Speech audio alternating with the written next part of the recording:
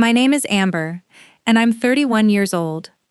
The phone rang at exactly 2 o'clock in the morning, and before I even answered, I already knew it was my mother, because she's the only person in my life who believes sleep is something meant for everyone else. Tomorrow you can join your brother's fiancé's family for dinner, but keep your mouth shut, she said without a greeting, without apologizing for the hour, without anything else. I sat upright in the darkness and asked her why. Why now? Why was there a warning attached to what should have simply been an invitation?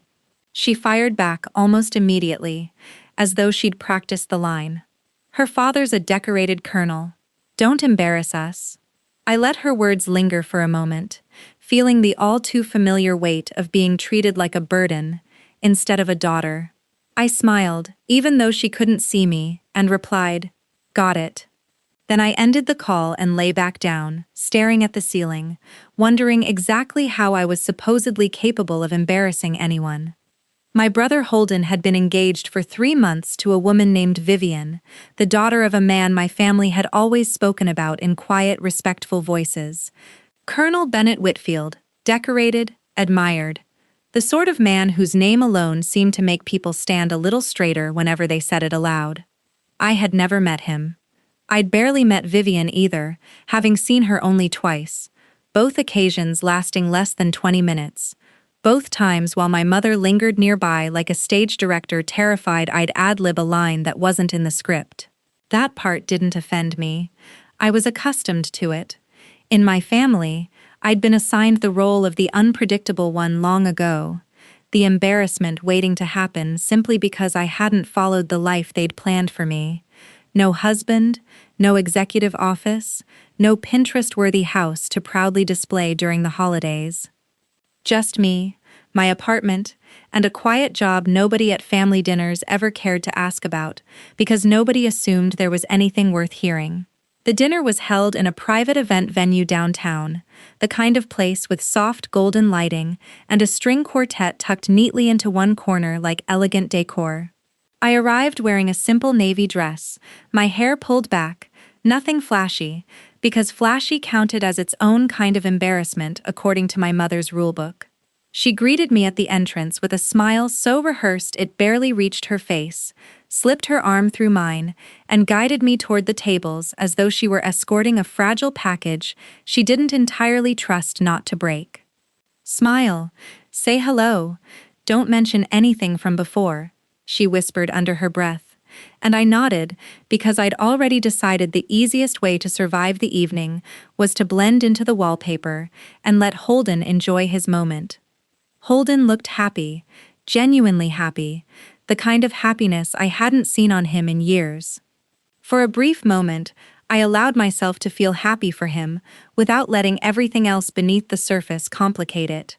Vivian was kind, kinder than I'd expected, giving my hand a gentle squeeze and saying she'd heard so much about me, which I doubted considering how carefully my existence always seemed to be edited out of every conversation that mattered. I exchanged small talk with relatives I barely recognized, smiled politely through stories about Holden's latest promotion, and drank exactly 1 glass of wine because my mother's eyes kept finding mine from across the room, like a leash she was holding from a distance. Then the toasts began. Holden's future father-in-law stood, tall and broad-shouldered, his uniform jacket pressed so perfectly it looked sharp enough to cut glass, medals stretched across his chest in neat, deliberate rows that told a story most people in that room would never truly understand. The colonel lifted his glass and began with the usual warmth, speaking about how proud he was of his daughter, how impressed he'd been by Holden's character, and how families like ours coming together truly meant something, and the room leaned in, captivated, the way people always lean in for men like him. Then his eyes drifted past Holden, past Vivian, past my mother's stiff, expectant smile, and settled directly on me. He stopped in the middle of his sentence. Not a stumble, not a dramatic pause, but a complete stop, the kind that makes an entire room shift uneasily in their chairs, without understanding why.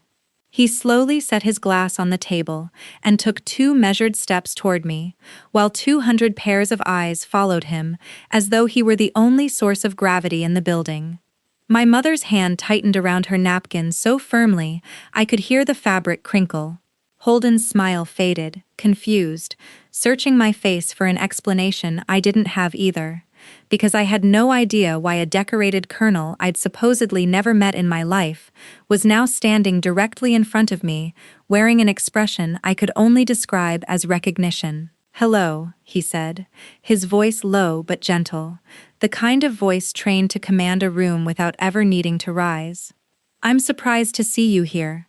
He tilted his head slightly, studying me the way someone studies a face they're trying to place from many years ago, something carefully stored away under a name they never expected to need again.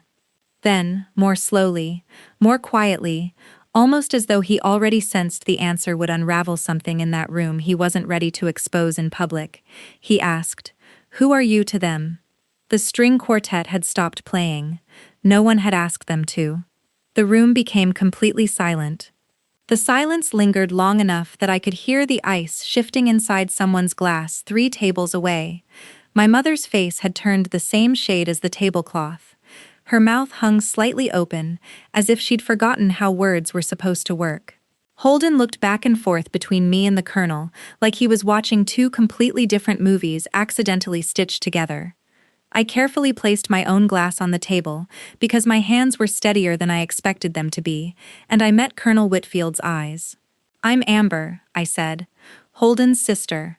It wasn't the answer he was truly asking for, and we both understood that.